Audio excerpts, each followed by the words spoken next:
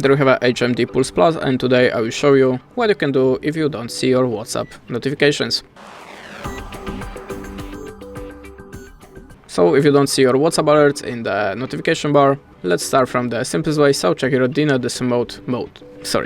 And now make sure that you have this feature deactivated, like here, like now, in the off position. In the next step, hold the finger on the WhatsApp and go to the app info.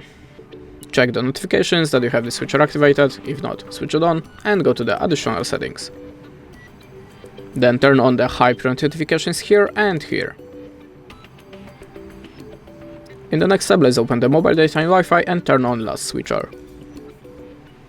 If you still don't have your alerts, make the backup of your messages, go to the storage and cache and choose clear storage. Tap on the delete. After that, you have to log in again to the WhatsApp account and check that you're receiving the messages.